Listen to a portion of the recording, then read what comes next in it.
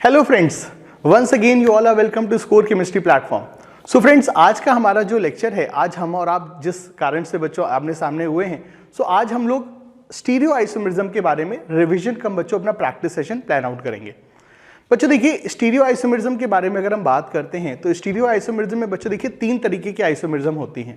एक होती है ज्योमेट्रिकल आइसोमेरिज्म, दूसरी होती है ऑप्टिकल आइसोमेरिज्म, और तीसरी बच्चों जो स्टीरियो आइसोमेरिज्म है जो कि एक टेम्परेरी आइसोमेरिज्म है, वो होती है बच्चों कन्फॉर्मेशनल आइसोमेरिज्म। आज के इस लेक्चर में बच्चों हम लोग प्रिसाइसली बच्चों ज्योमेट्रिकल एंड ऑप्टिकल आइसोमेरिज्म की बात करेंगे। कन्फॉर्मेशनल आइसोमेरिज्म को हम लोग अपने नेक्स्ट वीडियो में बच्चों कवर अप करेंगे। फ्रेंड्स देखिए, आइसोमेरिज्म की जब हम बात करते हैं तो मैं हमेशा बच्चों को क्लासरूम में कहता हूं कि सभी आइसोमेरिज्म में बच्चों सबसे ज्यादा जो इंपॉर्टेंट आइसोमेरिज्म होती है वो होती है टॉटोमेरिज्म, फिर geometrical and optical isomerism. Precisely speaking, जब मैं पास्ट ईयर क्वेश्चंस के जब मैं ट्रेंड्स को देखता हूं तो बच्चों हमने ये पाया है कि स्टीरियो आइसोमेरिज्म के ऊपर सवाल जितने डायरेक्टली पूछे गए हैं उससे भी ज्यादा बच्चों स्टीरियो आइसोमेरिज्म के सवाल हमसे इनडायरेक्टली पूछे गए हैं। जैसे कि आपको बच्चों जब आप पास्ट ईयर क्वेश्चंस को देखेंगे तो हो सकता है कि आपको आइसोमेरिज्म के चैप्टर में डायरेक्टली उनके सवाल कम मिले, बट बच्चों आइसोमेरिज्म के कंसेप्ट से रिलेटेड सवाल आपको hydrocarbon chapter, alkyl halide, alcohol chapter मिल जाएंगे। जैसे कि कई सारे सवाल हम देखते हैं कि इस रिएक्शन के बाद कौन सा molecule optically inactive compound form करेगा, तो वहां पे आपसे रिएक्शन का भी कंसेप्ट रहेगा प्लस आइसोमेरिज्म का भी कंसेप्ट रहेगा। सो यहाँ पे जो सवाल हैं, हो सकता है आपको शायद डायरेक्टली सवाल कम दिखें, बट इनडायरेक्टली बच्चों सवाल बहुत सारे हैं, बहुत सारे मतलब बच्चों बहुत सारे हैं। तो इसीलिए ये जो कंसेप्ट है ये हमको जरूरी है बच्चों, बहुत इंपॉर्टेंट है बच्चों, स्टीरियो आइसोमेरिज्म का कंसेप्ट को हमको ध्यान में रखना, हम इसको इग्नोर नहीं कर सकते हैं। चलिए बच्चों, बहुत ही जल्दी इसको चलिए हम लोग पहले काम की चीजों से कुछ टर्म्स को रिवाइज कर लेते हैं और उसके बाद फिर हम लोग इसके प्रैक्टिस सेशंस को देखते हैं। बच्चों देखिए, जब हम ज्योमेट्रिकल आइसोमेरिज्म की बात करते हैं तो बच्चों ज्योमेट्रिकल आइसोमेरिज्म कहां पे होता है? बच्चों देखिए, ज्योमेट्रिकल आइसोमेरिज्म हमारा होता है दो तरीके के कंपाउंड में। सबसे पहले तो ऐसे मॉलिक्यूल जहां पे डबल बॉन्ड है, और या फिर बच्चों ऐसे मॉलिक्यूल जहां पर कि हमारा साइक्लिक रिंग बच्चों मौजूद है, साइक्लोएल्केन वगैरह में हमको ज्योमेट्रिकल आइसोमेरिज्म देखने को मिलती है। अगर हमको बच्चों डबल बॉन्ड के क्रॉस ज्योमेट्रिकल आइसोमेरिज्म देखनी है तो वहां पे हमें इस चीज का बच्चों ध्यान रखना है कि जिन दो एटम के बीच में डबल बॉन्ड है उन एटम से जो कनेक्टेड एटम्स है दे should be different. That means ये एटम और ये एटम बच्चों अलग होने चाहिए, और ये जो एटम है, जो मेरा जो दूसरा हाथ है, उसमें ये एटम और ये एटम भी बच्चों अलग अलग होने चाहिए। ये बच्चों हमारी नेसेसरी कंडीशन है। So what I am trying to say, I am trying to से कि अगर बच्चों दो कार्बन के बीच में डबल बॉन्ड है तो फ्रेंड्स इस कार्बन से अटैच जो ग्रुप है ए और इसी कार्बन से जो अटैच ग्रुप है B, they should not be same, इनको भैया अलग होना चाहिए। और इसी तरीके से यहां पर भी जो दो एटम अटैच है दे शुड बी डिफरेंट। अगर ये कंडीशन फुलफिल हो जाती है तो डबल बॉन्ड, चाहे कोई सा भी डबल बॉन्ड हो, चाहे कार्बन कार्बन डबल बॉन्ड हो या नाइट्रोजन नाइट्रोजन डबल बॉन्ड हो या कार्बन नाइट्रोजन डबल बॉन्ड हो, वहां पे ज्योमेट्रिकल आइसोमेरिज्म होती है। ठीक है, ये चीज यहां पर याद रखना बच्चों। नाइट्रोजन के केस में लोन पेयर को भी हम लोग एक ग्रुप की तरीके से ट्रीट कर सकते हैं। दूसरी तरफ ज्योमेट्रिकल आइसोमेरिज्म हमको देखने को मिलती है रिंग के अक्रॉस। तो फ्रेंड्स रिंग में किन्हीं भी दो एटम के अक्रॉस हम लोग ज्योमेट्रिकल आइसोमेरिज्म को प्लान आउट कर सकते हैं। और यहां पर भी कंडीशन यही है कि यहां पर जो दो एटम अटैच है ए और B, they should be different, they should not be same. और रिंग में बाकी कोई से भी जो एटम है उन पे भी बच्चों जो दो ग्रुप लगे हुए हैं दे शुड बी डिफरेंट। ठीक है, अगर ऐसी कंडीशन मैच होती है तो साइक्लोएल्केन में भी बच्चों हमको जीआई देखने को मिलती है। एक बहुत ही इंटरेस्टिंग केस जो कि कॉम्पिटिटिव एग्जाम के लिए बहुत इंपॉर्टेंट है, वो है बच्चों की साइक्लोएल्कीन का केस। बच्चों देखिए, साइक्लोएल्कीन में स्ट्रेन के कारण, एंगल स्ट्रेन के कारण कुछ कंस्ट्रेन होता है, तो सारी की सारी साइक्लोएल्कीन का जो डबल बॉन्ड है वो जीआई नहीं शो कर सकता है, शो ही नहीं कर सकता है। जैसे कि इस कार्बन से अभी दो डिफरेंट ग्रुप अटैच है, एक कार्बन एक हाइड्रोजन, एक कार्बन एक हाइड्रोजन, बट ये जो डबल बॉन्ड है जीआई नहीं शो करेगा, क्योंकि यहां पे बच्चों कंस्ट्रेंट हमें यह कहता है कि अगर बच्चों साइक्लिक रिंग में कार्बन की संख्या 3 से 7 तक है तो इर्रेस्पेक्टिव ऑफ एनीथिंग वहां पर जीआई होगी ही नहीं, मॉलिक्यूल सिर्फ सिस फॉर्म में एग्जिस्ट करेगा। मॉलिक्यूल या नेचर में बच्चों ट्रांसफॉर्म बनाया ही नहीं उसका, तो क्या तुम उसका आइसोमर ढूंढोगे? लेकिन अगर बच्चों कार्बन की संख्या 8 या 8 से अधिक है तो वहां पर बच्चों अगर कंडीशन हमारी फुलफिल होती है कि डबल बॉन्ड के अक्रॉस जो एटम्स अटैच है दे आर डिफरेंट, तो वहां पर जीआई हमको मिलती है। इतनी चीजों को अगर हम याद रखते हैं तो बच्चों आई एम 100% श्योर कि आप ज्योमेट्रिकल आइसोमेरिज्म की चीजों को अच्छे से बच्चों टैकल कर सकते हैं। इसके अलावा फिर एलीन वगैरह का भी केसेस होता है जिसको अभी हम लोग सवालों के दौरान दोबारा से बच्चों आपको समझाएंगे, रिवाइज कराएंगे। जब हम ऑप्टिकल आइसोमेरिज्म के बारे में बात करते हैं तो my dear friends, optical isomerism में जो सीन होता है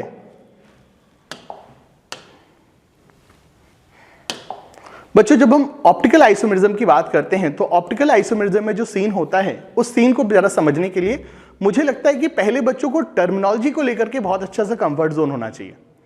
अब देखिए क्या क्या टर्मिनोलॉजी होती है, जरा बहुत जल्दी से उसको हम लोग जरा रिकॉल कर लेते हैं। बहुत ज्यादा बच्चों सवाल हमको देखने को मिलते हैं टर्मिनोलॉजी के ऊपर बेस्ड, स्पेशली इनैंशियोमर और डायस्टीरियोमर के ऊपर।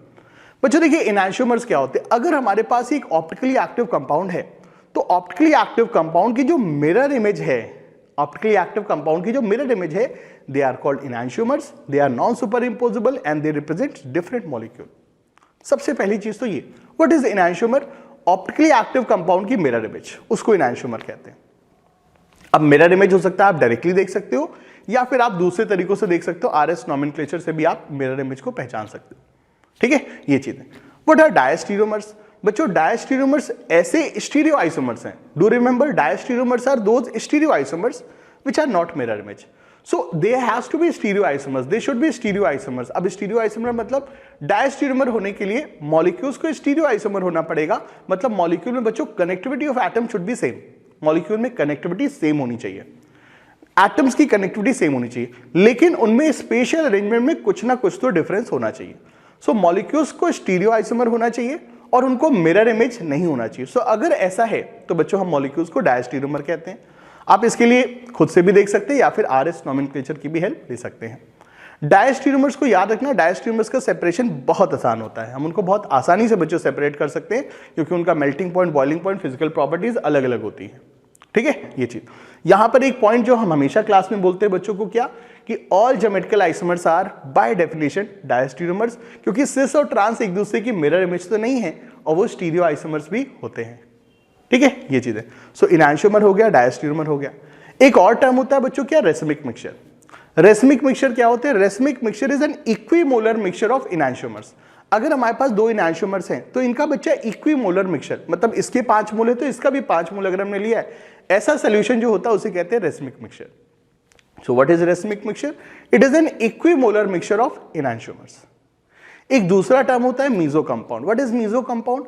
ऐसे molecule which contain chiral carbon, ऐसे molecule which contain chiral carbon but they lack optical activity, but they lack optical activity, but they are optically inactive or they are achiral compound. So molecules which contain chiral carbon but are optically inactive, they are called meso compound. So meso compound में chiral carbon तो हैं but they are optically inactive, उनको हम meso compound कहते हैं। ठीक है, ये बच्चों यहाँ पे कुछ टर्मिनोलॉजी हमको सबसे ज्यादा ध्यान रखनी है, मतलब टर्मिनोलॉजी को लेकर के कंसेप्ट एकदम क्लियर होना चाहिए, कोई प्रॉब्लम नहीं होनी चाहिए। अगर आपको कोई हेजिटेशन है तो डोंट वरी, इस वीडियो के अंत में हमने काफी सारे बच्चों सवालों की प्रैक्टिस करनी है, आपको बेटा सारी चीजों को हम रिवाइज करा देंगे। ठीक है, तो ये बेटा सबसे पहले हमारी टर्मिनोलॉजी के लेकर के चीजें हमको ध्यान में रखनी होती हैं। एक और पॉइंट याद रखना, ऑप्टिकली एक्टिव कंपाउंड की मिरर इमेज को हम इनैंशियोमर कहते हैं, दे आर डिफरेंट मॉलिक्यूल। ठीक है, और अगर ऑप्टिकली इनएक्टिव कंपाउंड है तो बेटा उसकी मिरर इमेज को हम आइडेंटिकल मॉलिक्यूल कहते हैं। ऑप्टिकली इनएक्टिव कंपाउंड की mirror image represent identical molecule, इसको हम समझ भी सकते हैं। दोस्तों ये हमारे पास एक ऑप्टिकली एक्टिव कंपाउंड है, आप इसको देख सकते हैं क्योंकि यहां पे एक कायरल कार्बन है। अगर मॉलिक्यूल में एक कायरल कार्बन है तो बंदा गारंटीड ऑप्टिकली एक्टिव होगा। तो इसकी हमने जो मिरर इमेज ली है, ऑप्टिकली एक्टिव कंपाउंड की मिरर इमेज को हम इनैंशियोमर कहते हैं। They are two different molecule. कई लोग सोचते हैं कि सर ये सेम ही हो सकता है क्या? बेटा सेम हो ही नहीं सकता। आप सोचो कि अगर हम इसको पलटी कर दें तो पलटी करके यही हो जाएगा, नहीं बेटा ये नहीं हुआ है। ग्रीन के साथ ग्रीन है, व्हाइट के साथ व्हाइट है, बट ब्लू के साथ ब्लू नहीं है। तो आप कभी भी इनको सेम ला ही नहीं सकते हो। ठीक है, so enantiomers are different molecule, different molecule को आप सेम प्रूफ नहीं कर सकते हो। ठीक है, ये चीज याद रखना। चलिए फ्रेंड्स आगे बढ़ते हैं, हम लोग आगे की तरफ चलते हैं हम लोग। बच्चों ये जो मॉलिक्यूल होते हैं ये बहुत ही इंपॉर्टेंट कंपाउंड होते हैं ऑर्गेनिक केमिस्ट्री में। फ्रेंड्स अगर हमको इस तरह का मॉलिक्यूल मिलता है जहां पे लगातार बच्चों डबल बॉन्ड होते हैं तो उनको हम कहते हैं दे आर एलीन फैमिली के कंपाउंड। एक्चुअली में बच्चों जो एलीन्स होते हैं दे आर बहुत ही कॉम्प्लिकेटेड मॉलिक्यूल्स होते हैं। कॉम्प्लिकेटेड या बहुत छुपे रिश्तम हम इनको कह सकते हैं, क्योंकि ये मॉलिक्यूल जैसे दिखते वैसे नहीं होते हैं। हमने इसको भले ही बच्चों अपनी स्क्रीन पे बना रखा है but they are not like this, they are not planar molecules. To be very frankly अगर एलीन में बच्चों number of pi bonds even है तो मॉलिक्यूल कैसा होता है? नॉन प्लेनर होता है। नॉन प्लेनर कैसे होगा? अगर बच्चों ये पाई बॉन्ड ऐसा है, मेरे इस हाथ के जैसा है, तो इसका जो अगला पाई बॉन्ड होगा बच्चों वो ऐसा होगा, मतलब मेरे दोनों हाथ आप देख रहे हो एक दूसरे के परपेंडिकुलर है। तो पाई बॉन्ड की भी जो अवस्था होती है ऐसी ही परपेंडिकुलर होती है। It's a non planar molecule, it's a non planar molecule. इस तरह से बच्चों, ठीक है, यहां पे जो ग्रुप्स होंगे इस तरह से होंगे। एक कार्बन के ग्रुप अगर इस प्लेन में है तो बेटा दूसरे कार्बन के ग्रुप उसके परपेंडिकुलर प्लेन में होंगे। सो ये जो एलीन होता है जिसमें कि क्या है, पहली चीज even number of pi bond, और दूसरी चीज क्या, टर्मिनल कार्बन से जो अटैच ग्रुप है दे आर डिफरेंट। तो ऐसा एलीन बेटा ऑप्टिकली एक्टिव होता है, ये एलीन ऑप्टिकली एक्टिव होता है। और अगर एलीन में बच्चों एक या फिर odd number of pi bond है, तो एक पाई बॉन्ड जैसे कि एल्कीन में होता है, तो इसी तरह से अगर odd number of pi bond है तो ऐसा जो एलीन होता है it can show geometrical isomerism. ये बच्चों ज्योमेट्रिकल आइसोमेरिज्म शो कर सकता है। ठीक है, क्या होना चाहिए, odd number of pi bond होने चाहिए एंड टर्मिनल कार्बन से अटैच जो ग्रुप्स है दे शुड बी डिफरेंट। तो अगर ऐसा है तो बंदा जीआई शो कर सकता है। सिस, ट्रांस या ईजेड जो भी जीआई होगी वो हम लोग बच्चों सवालों में आगे देख सकते हैं। ठीक है फ्रेंड्स, तो मोटे तौर पे बच्चों ये सारी हमारी थ्योरी रहती है, लेकिन सिर्फ थ्योरी पढ़ने से कभी भी काम नहीं चलता है। आप कितनी भी बच्चों किताबें कर लो उससे आपका कभी बच्चों सिलेक्शन नहीं होगा। लिख करके दे सकते हैं जब तक हम लोग सवालों की प्रैक्टिस ना करें, और सवालों की प्रैक्टिस खुद से होनी चाहिए। ठीक है, तो चलिए फ्रेंड्स, इसी टॉपिक को लेकर के हम लोग कुछ बेहतरीन बच्चों सवालों का कलेक्शन हम लोग देखते हैं और अपनी प्रिपरेशन को आगे बढ़ाते हैं। चलिए फ्रेंड्स, पहला सवाल बहुत ही प्यारा सा सवाल है और एक बहुत ही बच्चों रीसेंट आईआईटी एडवांस का क्वेश्चन है। बहुत ही प्यारा बच्चों सवाल मैं इसको कहूंगा और आप लोगों को भी ये सवाल देख करके बहुत मजा आएगा, बहुत कुछ बच्चों सीखने को मिलेगा। फ्रेंड्स, हमसे सवाल पूछा जा रहा है कि इन 4 स्ट्रक्चर्स में से कौन कौन से 2 स्ट्रक्चर ऐसे हैं जो कि क्या रिप्रेजेंट कर रहे हैं बच्चों, which are representing identical molecule. ये फ्रेंड्स हमसे यहाँ पे सवाल पूछा गया है, बहुत ही बच्चों प्यारा सवाल। अब देखिए, अगर आप इन स्ट्रक्चर्स को नहीं समझ पा रहे हैं तो थोड़ा सा बच्चों आपको इस सवाल में डिफिकल्टी होगी। बच्चों देखिए, ये जो स्ट्रक्चर्स है, ये जो प्रेजेंटेशन है, ये क्या है बच्चों, they are called Newman projections. ये बच्चों हमारे न्यूमैन प्रोजेक्शंस है। देखिए बच्चों, किसी भी मॉलिक्यूल को देखने के कई नजरिए होते हैं, कई तरह से हम किसी चीज को देख सकते हैं। कुछ लोग एक आधे ग्लास को आधा खाली ग्लास कह सकते हैं, कुछ कहते हैं आधा भरा हुआ ग्लास है, और कुछ कहेंगे ग्लास में सिर्फ पानी है, ज्यादा उसमें अकल लगाने की जरूरत नहीं। तो हर चीज को देखने के बच्चों अलग अलग नजरिए, अलग अलग बच्चों एंगल ऑफ विजुअलाइजेशन हो सकते हैं। सो फ्रेंड्स, इसी तरह से हमारे ऑर्गेनिक कंपाउंड में भी बच्चों, इसी तरीके से हमारे कुछ ऑर्गेनिक कंपाउंड में भी मॉलिक्यूल को बच्चों देखने के नजरिए होते हैं। फ्रेंड्स, लेट्स से अगर हमारे पास ये एक मॉलिक्यूल है, ठीक है, सब लोग ध्यान से देखिए बच्चों, अगर ये हमारे पास ये एक मॉलिक्यूल है तो बेटा इस मॉलिक्यूल को देखने के कई नजरिए हो सकते हैं। देखिए, एक नजरिया होता है जिसे हम कहते हैं क्या, न्यूमैन प्रोजेक्शन।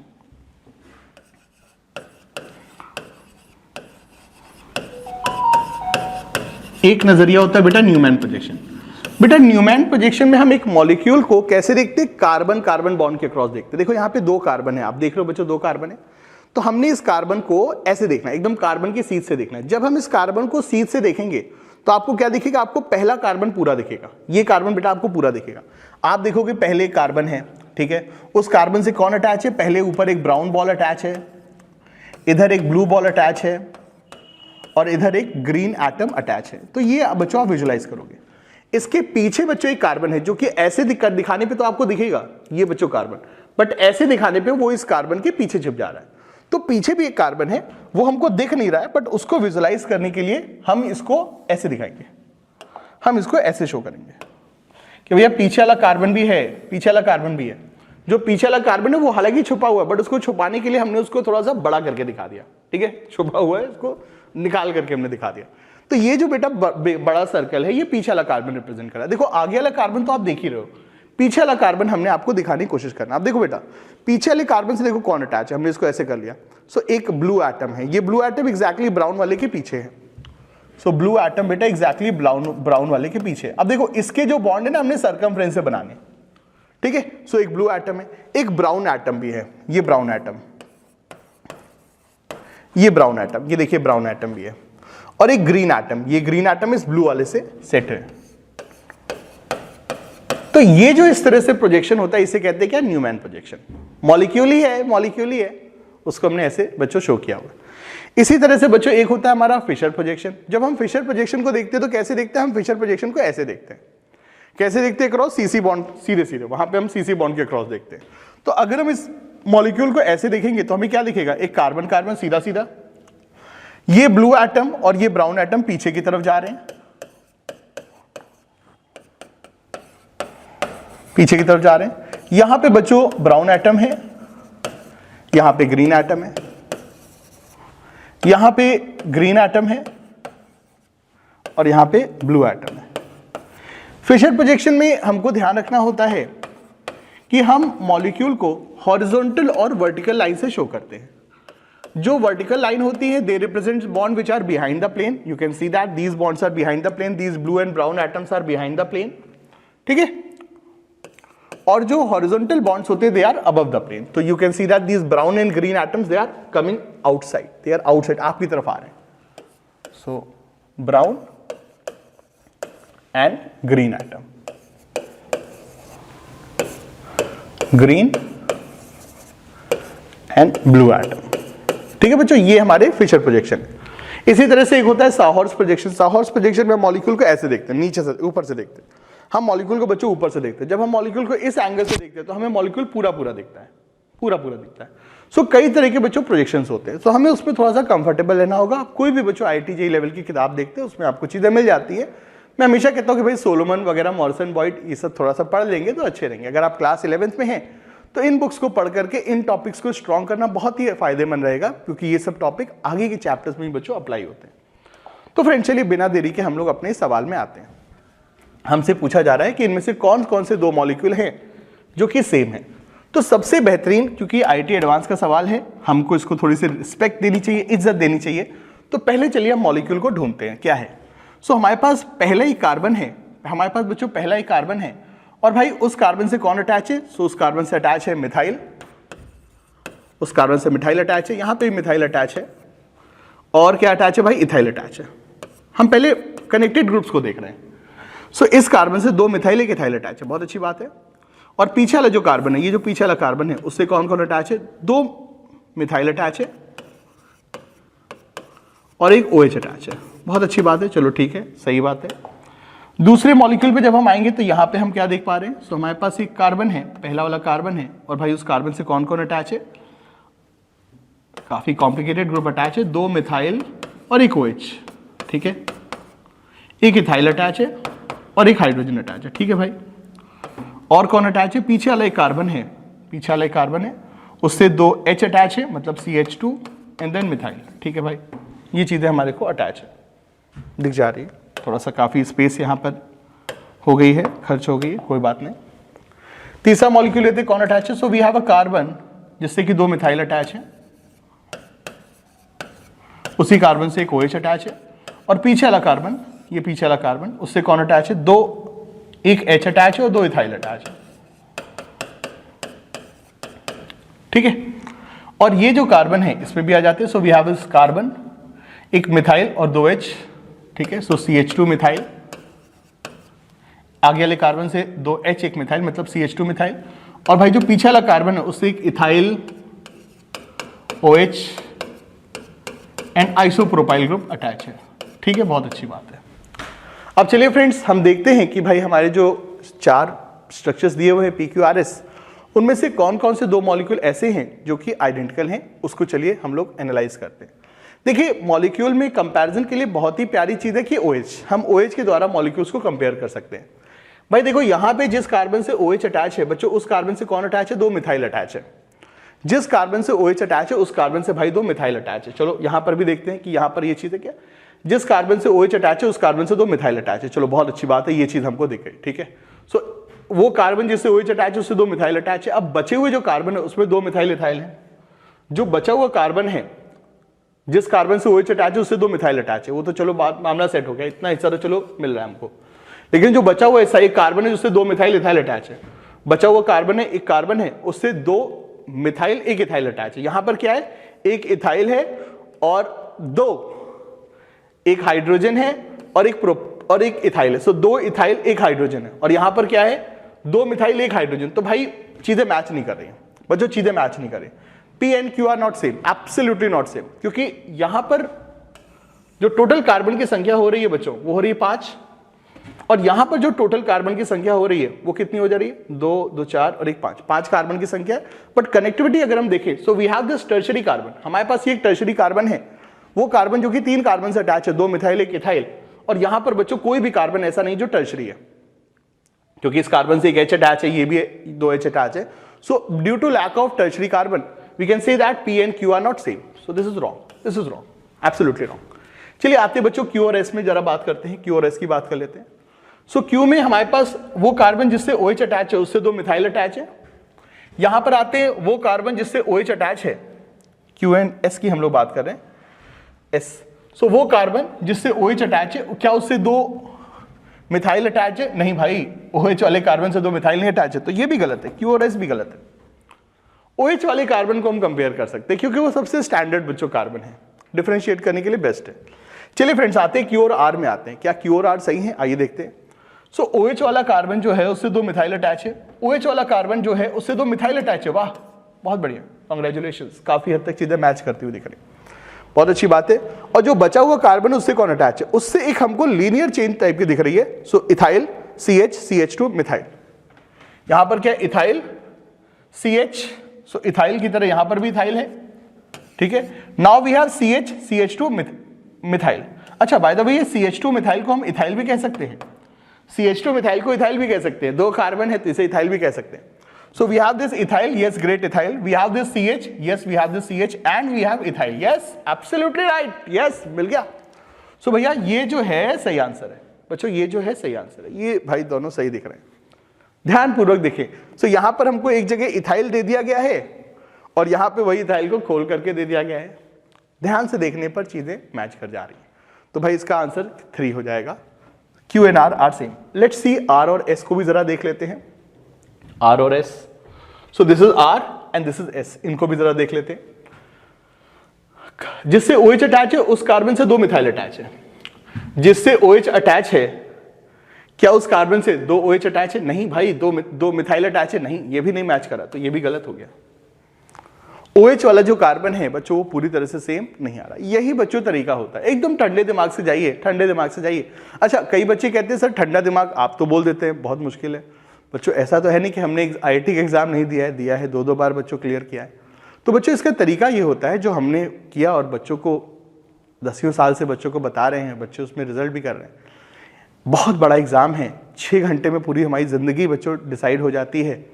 तो हम जिस तरह से क्रिकेटर्स बच्चों नेट प्रैक्टिस करते हैं, बहुत सारे टूर्नामेंट्स खेलते हैं, रणजी खेलते हैं, IPL खेलते हैं, वैसे आप भी करिए, आप भी घर में बहुत सारे टेस्ट दीजिए।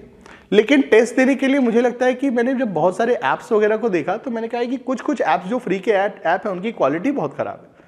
सो take some standard books, Arihant की बुक ले सकते हैं, सेनगेज ले सकते हैं, जो भी बच्चों आपको बुक लेनी, कुछ स्टैंडर्ड बुक लीजिए, ठीक है। MS चौहान एक ऐसी बुक है जो प्रैक्टिस के लिए बहुत बेटर है, टेस्ट के लिए अच्छी नहीं है। सो कुछ स्टैंडर्ड बुक ले लीजिए, अरिहंत, सेनगेज, जो भी आपको लेनी है ले लीजिए, और उनसे लेट से कोई भी आर्बिट्रेरी बच्चों 10 सवाल 15 सवाल जिनको आपने देखा नहीं उनको लीजिए, OMR शीट बना करके उनको टेस्ट की प्रैक्टिस करिए। घर में ही 15 मिनट में 10 सवाल, 15 मिनट में 15 सवाल, 20 मिनट में 10 सवाल, इस तरह से टेस्ट की प्रैक्टिस करिए, रेगुलरली बच्चों प्रैक्टिस करिए, बहुत अच्छे आपको रिजल्ट्स मिलेंगे। आपका जो डर है वो बच्चों धीरे धीरे खत्म हो जाएगा, ठीक है, और आप टेस्ट में जो गलतियां होती है वो करना कम कर देंगे, ठीक है, ये चीजें।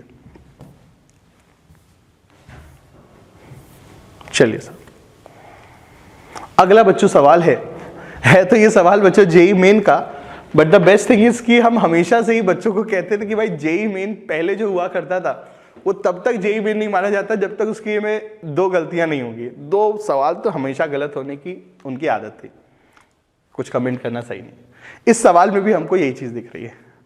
सो जेई मेन है, प्रॉपरली सिंगल आंसर करेक्ट होना चाहिए, बट देखते हैं कि सिंगल आंसर करेक्ट है या नहीं।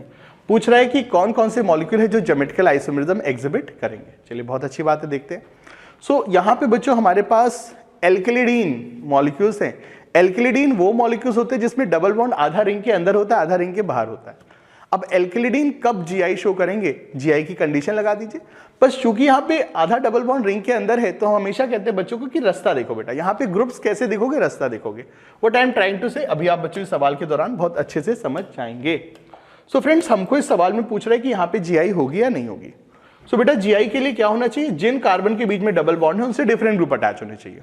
यहां पर तो इस कार्बन से 2 सेम ग्रुप अटैच हो गए, 2 H अटैच हो गए, तो यहां पर तो GI हो ही नहीं सकती है। यहां पर देखते हैं इस कार्बन में और इस कार्बन पे जो ग्रुप्स अटैच है क्या वो डिफरेंट है? यस, यहां पर तो 2 डिफरेंट ग्रुप हैं, H और Cl अलग अलग ग्रुप हैं, बहुत अच्छी बात है। और यहां पे बच्चों जो 2 ग्रुप लगे हुए क्या वो डिफरेंट है? अब यहां पे बच्चों थोड़ा सा ध्यान रखना, एल्किलिडीन के केस में बच्चों GI के लिए हम क्या देखते हैं, रास्ता। गाइस इधर का रास्ता और इधर का रास्ता, इनमें कुछ ना कुछ डिफरेंस होना चाहिए। किसी भी पॉइंट पे डिफरेंस चलेगा बट डिफरेंस होना चाहिए। जैसे कि देखो यहां पर CH2 है, यहां पे CH2 है, सेम है, कोई बात नहीं। आगे देखो यहां पर CH2 है बट यहां पर क्या है, CH है, सो इट्स अ डिफरेंस। यहां पे कार्बन से CH3 अटैच है, यहां पे CH3 अटैच नहीं है। तो ये रास्ता और ये रास्ता बेटा अलग अलग है। हमने देखो इनको अलग अलग मार्क कर दिया, यहाँ पे सिंधर और यहाँ पे क्रॉस, मतलब they are two different path. Different path मतलब इस कार्बन से अलग अलग ग्रुप अटैच है, ऊपर वाले कार्बन से भी अलग अलग ग्रुप अटैच है, तो एब्सोल्युटली यहाँ पे बेटा GI होगी। यहां पर आते हैं, क्या यहां पर GI होगी बेटा? ये रास्ता और ये रास्ता सेम है, ये रास्ता और ये रास्ता सेम है, यहां पर इस डबल बॉन्ड के क्रॉस GI नहीं होगी। बट इसमें भी एक बहुत बड़ा कैच है। यहां पे बच्चों अगर हम ध्यान दें तो ये दो कार्बन जो हैं, ये जो दो कार्बन जो रिंग के पार्ट हैं बेटा, ये जो दो कार्बन है जो रिंग के पार्ट है, इन कार्बन के क्रॉस GI हो सकती है। क्या हो सकता है? GI हो सकती है। साइक्लोएल्केन में कोई भी दो कार्बन के क्रॉस GI हो सकती है। कैसे हो सकती है? दोनों मिथाइल साथ साथ तो सिर्फ, दोनों मिथाइल अपोजिट तरीके से तो ट्रांस। यहां पर बच्चों GI संभव है। इसको हम बहुत अच्छे से अपनी शीट में बच्चों को बहुत प्रैक्टिस कराते हैं, टेस्ट वगैरह में बहुत प्रैक्टिस कराई है। हमारे बच्चे इस चीज को अच्छे से पकड़ लेंगे। लेकिन ये सवाल जेईई मेन में गलत दिया था, उन्होंने इसको आंसर नहीं दिया था, but it's a correct answer. यहां पर भी GI होगी, यहां पर भी GI होगी। क्या यहां पर GI होगी? रास्ता सेम है, तो यहां पर भाई GI नहीं होगी। ठीक है, ये चीजें। चलिए फ्रेंड्स आगे मूव करते हैं। सो जेईई मेन का सवाल था बट थोड़ा सा गलत था, हो जाती है गलती भाई, सब इंसान ही होते हैं, ऐसे किसी की खिंचाई भी नहीं करनी चाहिए ये। चलिए फ्रेंड्स आते बहुत ही प्यारे सवाल पे, और आपको बेटा इस सवाल में याद रखना है कि ये सवाल हमको एग्जाम में हो सकता है बच्चों अलग अलग लैंग्वेज से मिल सकता है। यस माय डियर फ्रेंड्स, हो सकता है माय डियर फ्रेंड्स कि हमको ये सवाल एक अलग लैंग्वेज से मिल जाए। अगर अलग लैंग्वेज से मिलेगा तो हम क्या करेंगे? क्या करेंगे बच्चों? क्या करना है हम आपको बताते हैं। बेटा देखिए ये सवाल हमको क्या पूछ रहा है, identify the molecule which will show optical isomerism. अब देखो बच्चों आपको एग्जाम वाला ये सवाल कैसे तरीके से आपको डरा के पूछ सकता है। बहुत ही प्रोबेबल है ये चीज कि आपको बेटा एग्जाम में ये सवाल इस लैंग्वेज से मिले। Identify the molecule which will show optical isomerism, identify the molecule which is chiral compound. बताओ कायरल कंपाउंड क्या है? Identify the molecule which can be resolved, resolve वो मॉलिक्यूल बताओ जिसमें रिजोल्यूशन संभव है, विच कैन बी रिजॉल्व। बेटा resolution वो टेक्निक होती है जिससे हम इनैंशियोमर्स को सेपरेट करते हैं। क्योंकि बच्चों इनैंशियोमर्स का melting point boiling point same होता है, तो उनको बेटा रिजॉल्व करना, उनको सेपरेट करना बड़ा मुश्किल होता है। तो इसमें एक टेक्निक यूज होती है केमिस्ट्री की जिसे हम कहते हैं रिजोल्यूशन। ठीक है, तो किसको रिजॉल्व करते हैं? जो कायरल होते हैं, जो ऑप्टिकली एक्टिव होते हैं, उन्हीं को रिजॉल्व करते हैं। या इसमें यह भी पूछ सकते हैं कि इनमें से कौन सा molecule can be used in resolution. बेटा याद रखना रिजोल्यूशन टेक्निक में हम मॉलिक्यूल को एक कायरल कंपाउंड से रिएक्ट कराते हैं, तो जो मॉलिक्यूल कायरल होगा वही बच्चों रिजोल्यूशन में यूज हो सकता है। सो फ्रेंड्स इस तरीके से ये जो मॉलिक्यूल है, इस तरीके से बच्चों ये जो कंपाउंड है, ये कंपाउंड अलग अलग बच्चों तरीके से आपको ये सवाल जो है बच्चों अलग अलग तरीके से आपको पूछा जा सकता है। और याद रखना बच्चों ये लास्ट के जो दो ऑप्शंस है वो बच्चों के लिए काफी दुविधा क्रिएट कर देते हैं, और आई एम श्योर कि वीडियो देखने के बाद आप इस चीज को याद रखेंगे, और अगर एग्जाम में आएगा तो आप इस चीज की गलती नहीं करेंगे। ठीक है, तो फ्रेंड्स यहां पे आइए चलिए पूछते हैं। सो बेसिकली हमसे पूछा कौन सा मॉलिक्यूल ऑप्टिकली एक्टिव है। बच्चों देखिए ऑप्टिकल एक्टिव होने के लिए मॉलिक्यूल में सिमेट्री नहीं होनी चाहिए, पीओएस सीओएस नहीं होना चाहिए। इस मॉलिक्यूल को अगर हम ध्यान दें तो फ्रेंड्स हम इस मॉलिक्यूल को ऐसे काट सकते हैं। इस मॉलिक्यूल में यहां से बच्चों प्लेन ऑफ सिमेट्री है, तो ये ऑप्टिकली इनएक्टिव कंपाउंड है। ऑप्टिकली इनएक्टिव कंपाउंड है तो ये ऑप्टिकल आइसोमेरिज्म शो नहीं करेगा। ठीक है, ये मॉलिक्यूल बच्चों ऑप्टिकल आइसोमेरिज्म शो नहीं करेगा। ये मॉलिक्यूल बच्चों ऑप्टिकली इनएक्टिव है। ठीक है, ये चीजें, तो ये मॉलिक्यूल ऑप्टिकली इनएक्टिव है। ठीक है, ये चीजें। आगे बढ़ते बच्चों इस मॉलिक्यूल की बात करते हैं। ये मॉलिक्यूल हमारा ऑप्टिकली एक्टिव है। ये मॉलिक्यूल बच्चों हमारा ऑप्टिकली एक्टिव है। ठीक है भाई, इसमें कोई भी पीओएस सीओएस नहीं है। इस मॉलिक्यूल की अगर हम बात करें बच्चों, ये एलीन फैमिली का मेंबर है। बच्चों एलीन फैमिली में कायरल कार्बन नहीं होता है, बट इसके बावजूद भी वो ऑप्टिकली एक्टिव हो सकते हैं। आपको अभी मैंने बताया था कि अगर बच्चों एलीन में odd number of pi bonds है लाइक 1, तो like alkene they will show GI। लेकिन अगर एलीन में even number of pi bonds है तो वो ऑप्टिकल आइसोमेरिज्म शो कर सकता है। कब शो करेगा? जब टर्मिनल कार्बन पे जो ग्रुप्स है वो डिफरेंट होने चाहिए। ठीक है, तो यहां पे कितने पाई बॉन्ड है? Odd number of pi bond है। Odd number of pi bond होने पर एलीन जीआई शो कर सकता है, बट कब शो करेगा? जब डिफरेंट ग्रुप होने चाहिए। यहां पर तो सेम ग्रुप है, यहां पे डिफरेंट ग्रुप है, तो ये एलीन में सेम ग्रुप होने के कारण जीआई भी नहीं होगी और ऑप्टिकल आइसोमेरिज्म भी नहीं होगी। ये मॉलिक्यूल में दोनों चीजें नहीं होगी। ठीक है, ये चीज यहां पे फ्रेंड्स बात करते हैं। यहां पे दोस्तों हम लोग बात करते हैं जरा इस मॉलिक्यूल में बच्चों, हम लोग जरा सा बात करते हैं कि इस मॉलिक्यूल में क्या चीजें संभव है। डी मॉलिक्यूल की अगर हम बात करें तो फ्रेंड्स ये जो हमारा मॉलिक्यूल है इसमें even number of pi bonds है। अगर एलीन में even number of pi bonds होते हैं तो वो नॉन प्लेनर होता है, क्योंकि पहला पाई बॉन्ड अगर लेटा है तो दूसरा खड़ा होगा, तीसरा लेटा होगा, चौथा खड़ा होगा। सो ये जो एलीन है बच्चों नॉन प्लेनर है, और नॉन प्लेनर एलीन मतलब even number of pi bond वाली एलीन, अगर उसमें टर्मिनल ग्रुप्स अलग अलग हैं, यहाँ पे Br क्लोरीन है, यहाँ पे H और Br है, तो यहाँ पे ऑप्टिकल आइसोमेरिज्म शो हो सकती है। तो यहाँ पे ऑप्टिकल आइसोमेरिज्म शो होगी, ये ऑप्टिकली एक्टिव होगा, ये ऑप्टिकल आइसोमेरिज्म शो करेगा, ये और इसका मिरर इमेज रिप्रेजेंट्स एनांशियोमर्स। ठीक है फ्रेंड्स, ये यहाँ पर चीजें रहेंगी। तो ये ऑप्टिकल एक्टिव होगा, ये भी ऑप्टिकली एक्टिव होगा, और ए और सी हमको ऑप्टिकली एक्टिव नहीं नजर आते। बच्चों ए जो मॉलिक्यूल है ये ऑप्टिकली इनएक्टिव है, बट इसमें कायरल कार्बन भी है। ये कायरल कार्बन है, ये कायरल कार्बन है, और ये कायरल कार्बन नहीं हो, क्योंकि दोनों रास्ते सेम हैं। सो मॉलिक्यूल में दो कायरल कार्बन होने के बावजूद भी बंदा ऑप्टिकली एक्टिव है, बंदा बच्चों ऑप्टिकली इनएक्टिव है। सॉरी, मॉलिक्यूल में कायरल कार्बन है बट बंदा ऑप्टिकली इनएक्टिव है। So molecule which contain chiral carbon but it is optically inactive is called meso compound. तो ए बच्चों हमारा मीजो कंपाउंड भी है, ए फ्रेंड्स हमारा मीजो कंपाउंड भी है। क्या हम सी को मीजो कंपाउंड कह सकते हैं? नहीं बच्चों, इसमें कायरल कार्बन नहीं है, कोई भी ऐसा कार्बन नहीं जो चार डिफरेंट ग्रुप से अटैच है। डबल बॉन्ड लगे होने के कारण यहां पे कायरल कार्बन की पॉसिबिलिटी खत्म हो जाती है। ठीक है, तो ये मीजो नहीं कहलाएगा।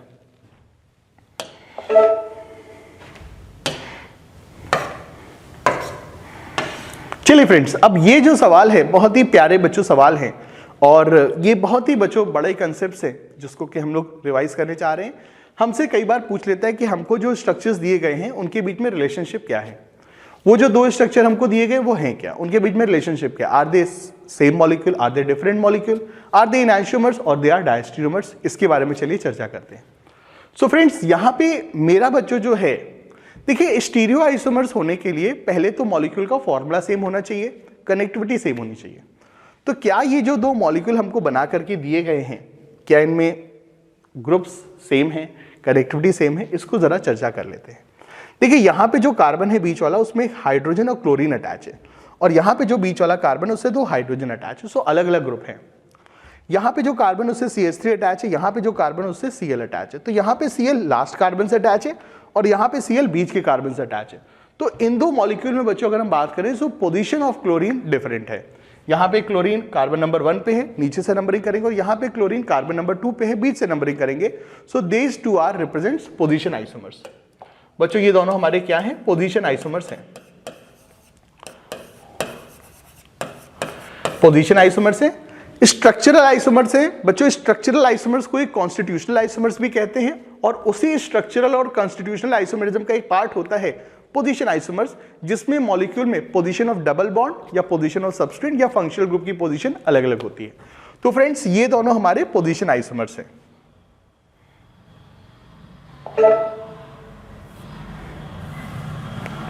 बच्चों चलिए अगले स्ट्रक्चर पे चलते हैं। ठीक है, अगले बच्चों स्ट्रक्चर पे चलते हैं।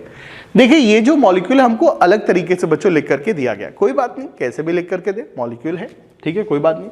हमेशा की तरह पहली चीज ये देख ले कि जो ग्रुप्स अटैच है सेम है क्या, CH3 bromine fluorine hydrogen, bromine fluorine hydrogen. तो ये चलिए भाई एटम्स तो वही अटैच है जो यहाँ पे, हाँ उनका ओरिएंटेशन बच्चों थोड़ा सा अलग है।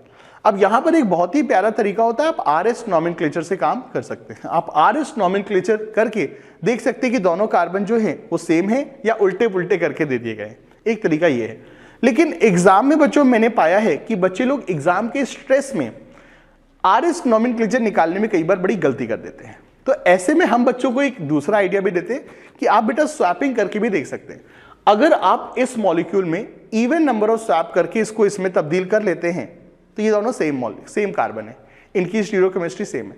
और अगर आप इस मॉलिक्यूल को इसमें तब्दील करने में आपको ऑड नंबर ऑफ चेंजेस या स्वैपिंग लगती है तो ये अपोजिट स्टीरियोकेमिस्ट्री के बंदे हैं, इनकी स्टीरियो कनेक्टिविटी अलग अलग है, इनका स्पेशल अरेंजमेंट अलग अलग है, they are different stereo isomerism के कंपाउंड, अगर एक R है तो दूसरा S होगा, they will be enantiomers.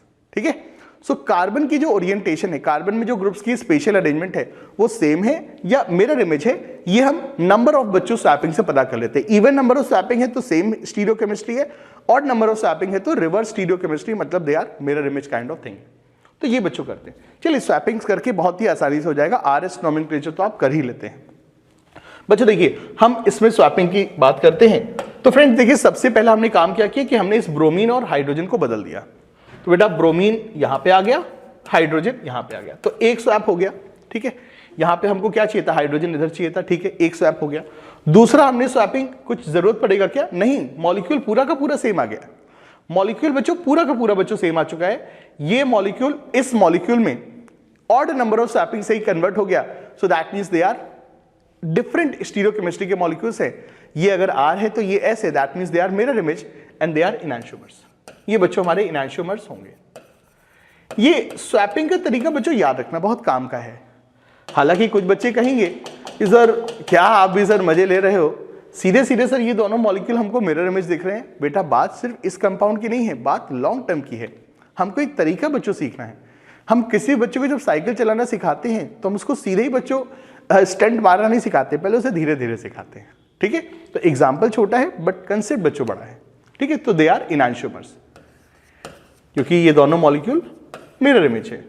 Mirror image of optically active compound represent enantiomers. ये मॉलिक्यूल कैसे ऑप्टिकली एक्टिव है, क्योंकि इसमें एक कायरल कार्बन है। ठीक है, ये चीज है।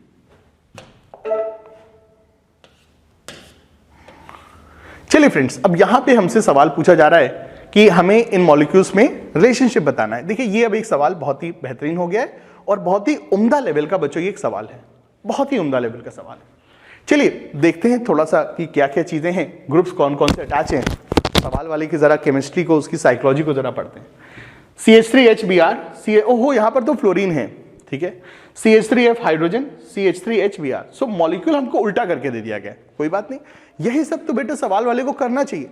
जितने कॉम्प्लिकेटेड और टिप्स, उसकी टैक्टिक्स हम सवालों में प्रैक्टिस कर लेते, उतना एग्जाम के लिए हम अपने आप को तैयार कर लेते हैं। ठीक है, यहां पर आते हैं, methyl Br hydrogen, methyl Br hydrogen. ठीक है, methyl fluorine hydrogen, methyl fluorine hydrogen, सही है।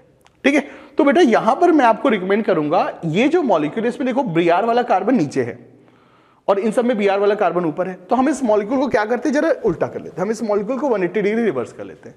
यहां पे थोड़ा सा बच्चों ध्यान रखना, क्योंकि कंपेयर करते समय सब ग्रुप्स, सेम ग्रुप्स एक दूसरे के, ये ऊपर है तो ये भी ऊपर होना चाहिए ना, ये नहीं कि ये उल्टा लटा खड़ा हुआ है चीजें, तो ये गलत हो जाएगा ना।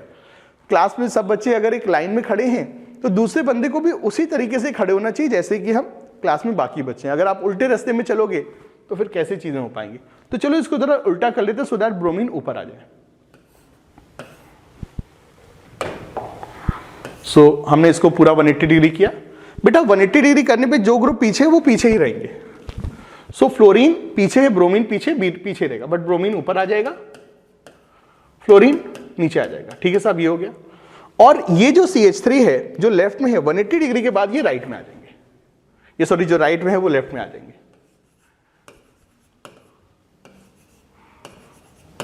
ठीक है, और ये हाइड्रोजन दोनों इधर आ। तो गाइज ये हमारा हो गया सेकेंड वाला स्ट्रक्चर। अब हम इसको थोड़ा सा इग्नोर कर देंगे, अब हम इसको देखेंगे।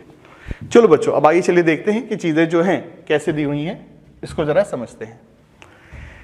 देखिए, सबसे पहले तो हम पहले वाले कार्बन की स्थिति देखते हैं। यहां पे और यहां पे बच्चों पहला वाला जो कार्बन है वो कैसी अवस्था में है उसको जरा देखते हैं। मुझे हमेशा बच्चों स्वैपिंग वाला तरीका बेटर आता है, बट RS नोमेनक्लेचर भी बेटर है। अगर आप एग्जाम प्रेशर में RS नोमेनक्लेचर निकाल लेते हैं उससे अच्छी कोई चीज ही नहीं है, बट मैंने जो अपना एक्सपीरियंस है वो पाया।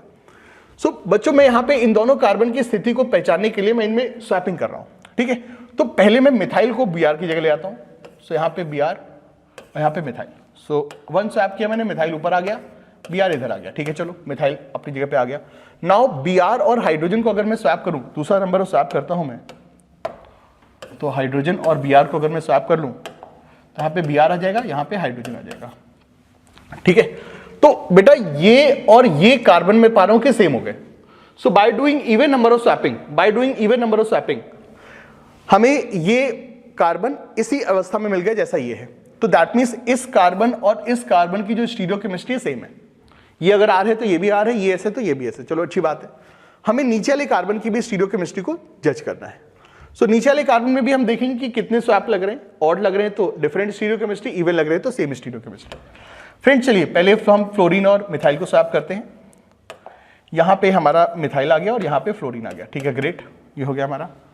अगला स्वैपिंग कर लेते हैं हम लोग जरा फ्लोरीन और हाइड्रोजन की। सो फ्लोरीन और हाइड्रोजन की स्वैपिंग कर लेते हैं। सो यहाँ पे हाइड्रोजन आ गया, यहाँ पर फ्लोरीन आ गया। सो फ्रेंड्स नीचे वाला कार्बन भी बच्चों पूरी तरह से आइडेंटिकल आ गया। सो यहां पर भी इवन नंबर ऑफ स्वैप करने पे ये इसी में कन्वर्ट हो गया। दैट मींस ये और ये मॉलिक्यूल, दैट मींस बच्चों ये और ये मॉलिक्यूल, इन दोनों मॉलिक्यूल में दोनों कार्बन की स्टीरियोकेमिस्ट्री सेम है। मतलब बच्चों P और Q क्या है, आइडेंटिकल है। P एंड Q हमारे क्या है, आइडेंटिकल कंपाउंड से। बहुत अच्छी बात है, ये बहुत ही बच्चों अच्छा तरीका है। एग्जाम में हमने पाया बच्चे कभी गलती नहीं करते, इस तरह से स्वैपिंग वाले तरीके से बच्चे गलती नहीं करते। बस एक थोड़ा सा अलर्ट याद रखना, स्वैपिंग हमेशा एक ही कार्बन से अटैच जो ग्रुप है उन्हीं में करनी है। इस कार्बन के ग्रुप और इस कार्बन के ग्रुप में स्वैपिंग नहीं करनी होती, ये चीज याद रखना, ठीक है बच्चों, ये चीज याद रखेंगे तो हमारा काम हो जाएगा। चलो फ्रेंड्स ये हमारी चीजें होगी।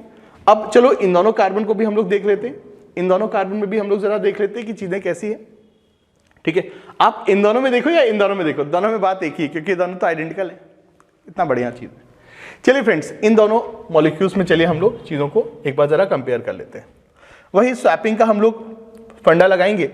मिथाइल यहां पर ऊपर करना है तो चलो एक स्वैपिंग हमने मारा मिथाइल, ठीक है, एक स्वैपिंग हमने मारा मिथाइल में, तो यहां पे हमने बेटा मिथाइल को किया, यहां पे ब्रोमीन को किया, एक स्वैपिंग हो गया। इवन नंबर ऑफ स्वैपिंग करने पे चीजें बदलती नहीं है, ठीक है। चलो मिथाइल हो गया। अब ब्रोमीन और हाइड्रोजन को लाने के लिए एक और स्वैपिंग कर लेते हैं। सो मैंने अगला स्वैपिंग किया, यहां पे हाइड्रोजन ले आया, यहां पे ब्रोमीन ले आया। So by doing even number of swapping बंदा सेम अवस्था में आ गया है। सो दैट मींस ये कार्बन और ये कार्बन की स्टीरियोकेमिस्ट्री सेम है, ग्रेट। चलो नीचे वाले कार्बन पे भी देखते हैं। मिथाइल और फ्लोरीन में पहले स्वैप मारते हैं। मिथाइल इधर आ गया, फ्लोरीन इधर आ गया, ठीक है, मिथाइल इधर आ गया, फ्लोरीन इधर आ गया, और फिर फ्लोरीन और हाइड्रोजन में भी कर लेते हैं, फ्लोरीन इधर, हाइड्रोजन इधर। सो यहां पे बच्चों क्या हमने पाया, इवन नंबर ऑफ स्वैपिंग से बंदा सेम आ गया है, तो दैट मींस इस कार्बन और इस कार्बन की भी स्टीरियोकेमिस्ट्री सेम है। So friends in my opinion all these three structures are identical compound. All these three structures represents identical compound. ये तीनों मॉलिक्यूल बच्चों आइडेंटिकल हैं, तीनों मॉलिक्यूल की बच्चों स्टीरियोकेमिस्ट्री सेम है। These compounds represents identical molecule. Identical, ये हमारे आइडेंटिकल कंपाउंड है। कितना प्यारा खूबसूरत बच्चों सवाल है। मॉलिक्यूल हमको अलग अलग तरीके से दिए गए हैं, इस तरह से हमको काम करना होता है। चलिए दोस्तों आगे बढ़ते हैं। हमसे अब ये सवाल पूछा जा रहा है कि हमें इन मॉलिक्यूल में बताना है कि ये मॉलिक्यूल में क्या रिलेशनशिप है। Methyl methyl methyl methyl, chlorine भी। देखो यहां पर भी लफड़ा है, यहां पे क्लोरीन वाला कार्बन ऊपर है, यहां पे क्लोरीन वाला कार्बन नीचे। कोई बात नहीं, मॉलिक्यूल को उल्टा कर दो, 180 डिग्री उल्टा कर देते। हम इस मॉलिक्यूल को बेटा 180 डिग्री उल्टा कर देते। जब हम इस मॉलिक्यूल को 180 डिग्री उल्टा करेंगे तो मिथाइल इधर, जो दोनों हाइड्रोजन राइट में है वो लेफ्ट में आ जाएंगे। और याद रखना 180 डिग्री रिवर्स के बाद ये जो ब्रोमीन ऊपर है ये बेटा रिवर्स के बाद ये नीचे आ जाएगा, तो Br इधर आएगा और क्लोरीन इधर आएगा। अब बेटा ये इस तरह से, अब देख लो ये दोनों मॉलिक्यूल कैसे हैं, ये दोनों मॉलिक्यूल पूरे आइडेंटिकल हैं। सो these two molecule represents identical molecule. बेटा ये मैंने पाया कि एग्जामिनर्स का ये बहुत बड़ा ट्रैप होता है, मॉलिक्यूल पलटी करके दे देता है, उलट करके दे देता है। बच्चे ऊपर वाले कार्बन की स्टीरियोकेमिस्ट्री जल्दीबाजी में कंपेयर कर लेते हैं, ये आर है ये एस है, ये आर है ये एस है, तो कहते हैं एनांटियोमर्स ना। सेम कार्बन को कंपेयर करना है, जो कार्बन यहां पे अटैच है उसी अटैचमेंट वाले कार्बन की स्टीरियोकेमिस्ट्री यहां पर चेक करनी है। यहां पे क्लोरीन वाले कार्बन को देख रहे हो तो यहां पर भी क्लोरीन वाले कार्बन की स्टीरियोकेमिस्ट्री देखो सेम है अलग है, नहीं है तो मॉलिक्यूल को ट्विस्ट कर सकते हो। मॉलिक्यूल पलटने से बदलता नहीं है, आप मॉलिक्यूल को कैसे भी रोटेट कर सकते हो, बस बॉन्ड तोड़ना अलाउड नहीं होता है, ठीक है। स्वैपिंग अलाउड होती है, ऑड इवन स्वैपिंग कर लो, जो फंडा आपको बताया उसको आप कर सकते हो। चलिए इस पे आते हैं, इस मॉलिक्यूल पे आते हैं कि ये दो मॉलिक्यूल जो हैं वो कैसे हैं। चलो सबसे पहले मैं देखता हूं ग्रुप्स जो अटैच है वो कैसे हैं। Bromine methyl hydrogen, bromine methyl hydrogen, methyl deuterium hydrogen, methyl deuterium hydrogen. तो मॉलिक्यूल सीधा सीधा ही है, यहां पे ब्रोमीन वाला कार्बन ऊपर, यहां पे ब्रोमीन वाला कार्बन ऊपर, ठीक है। देखो पहला वाला कार्बन तो मुझे साफ साफ दिख रहा है, ये दोनों कार्बन बेटा एक दूसरे की मिरर इमेज है। अब अगर मिरर इमेज दिख रहे हैं तो मैं क्यों अकल लगाऊं, क्यों time, it's all about time, we are racing against time, we are fighting against time. हमारा जो किस्मत है वो बेटा टाइम डिसाइड कर रही है कि हम टाइम को कैसे उपयोग कर रहे हैं, हम उस टाइम में कितना कंस्ट्रक्टिव काम कर रहे हैं। टाइम का यूटिलाइजेशन हमारी पूरी के पूरे फ्यूचर को बच्चों डिसाइड करता है, और आगे के भी फ्यूचर को बच्चों टाइम ही बच्चों डिसाइड करेगा कि आप कॉलेज में जाके टाइम को कैसे यूटिलाइज कर रहे हैं। सो हमें टाइम बचाना है। सो ये दोनों कार्बन तो भाई मिरर इमेज है, इनकी स्टीरियोकेमिस्ट्री अलग है। अगर ये R है तो ये S होगा, दोनों अपोजिट हैं, ठीक है। इन दोनों कार्बन की स्टीरियोकेमिस्ट्री जरा देखते हैं, थोड़ा सा अलग दिख रहा है तो स्वैपिंग मार लेते हैं। हमने पहले स्वैपिंग की मिथाइल और ड्यूटेरियम की, सो हमने यहां पे ड्यूटेरियम लाया, यहां पे मिथाइल लाया, ठीक है भाई चलो। और अगला स्वैपिंग कर लेते हैं मिथाइल और हाइड्रोजन की, सो मिथाइल ईथर हाइड्रोजन ईथर। दोनों कार्बन बच्चों आइडेंटिकल आ गए, दोनों कार्बन बच्चों आइडेंटिकल आ गए। इवन नंबर ऑफ स्वैपिंग में, इवन नंबर ऑफ स्वैपिंग में हमने इस कार्बन को इसके जैसा कर लिया या इस कार्बन को इसके जैसा कर लिया। सो इन दोनों कार्बन में हमें इवन नंबर ऑफ स्वैपिंग लग रही है। इवन नंबर ऑफ स्वैपिंग से ये दोनों कार्बन एक जैसे हो जा रहे हैं। सो दैट मीन्स अगर एक कार्बन को आप दूसरे कार्बन में कन्वर्ट करने में इवन नंबर ऑफ स्वैपिंग लग रहे हैं, दैट मीन्स उनकी स्टीरियोकेमिस्ट्री सेम है। अगर ये R है तो ये भी बच्चों R ही होगा। अब चलो समझते हैं, नीचे वाले कार्बन की स्टीरियोकेमिस्ट्री सेम है, ऊपर वाले कार्बन की स्टीरियोकेमिस्ट्री अलग है। लेट्स से अगर ये कार्बन R है तो यहां पे बेटा ये कार्बन S है। आई एम अज्यूमिंग अगर ये कार्बन R है तो यहां पे बेटा ये कार्बन भी R है। अब बताओ बेटा R की यहां पर जो स्टीरियोकेमिस्ट्री दी हुई है SR दी हुई है, क्या ये दोनों एक दूसरे की मिरर इमेज है? ना, RR की मिरर इमेज SS होना चाहिए। क्या ये दोनों सेम है? नहीं, RR की आइडेंटिकल कंपाउंड RR होना चाहिए। सो ये दोनों क्या है? ये दोनों ऐसे मॉलिक्यूल हैं जो ना तो मिरर इमेज है ना ही आइडेंटिकल हैं, दे आर डायस्टीरियोमर्स। डायस्टीरियोमर्स क्या होते हैं बेटा? क्या मैंने चीज आपको बताई? डायस्टीरियोमर्स वो मॉलिक्यूल होते हैं, डायस्टीरियोमर्स वो मॉलिक्यूल होते हैं जो कि स्टीरियो आइसोमर्स हैं बट मिरर इमेज नहीं है। मतलब उनमें कनेक्टिविटी सेम होनी चाहिए ग्रुप्स की, but they are not mirror image. ऐसे मॉलिक्यूल्स को हम डायस्टीरियोमर्स कहते हैं।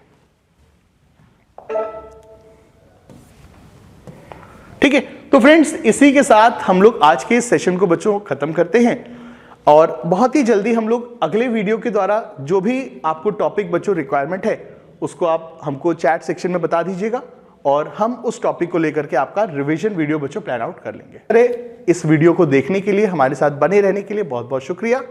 और हमेशा की तरह मैं बस बच्चों को यही बच्चों बोलना चाहूंगा कि प्लीज बच्चों याद रखिए कि सपने देखना बहुत अच्छी चीज है, लेकिन सिर्फ बच्चों सपने देखने से हम जिंदगी में आगे नहीं बढ़ते हैं। हमको ये भी ध्यान रखना है कि हमारे सपने जितने बड़े हैं क्या हमारे एफर्ट्स उतने बड़े हैं या नहीं है। सो सपने देखिए और उनको देखने के लिए उसी लेवल का परिश्रम करिए, उसी लेवल का हार्डवर्क करिए।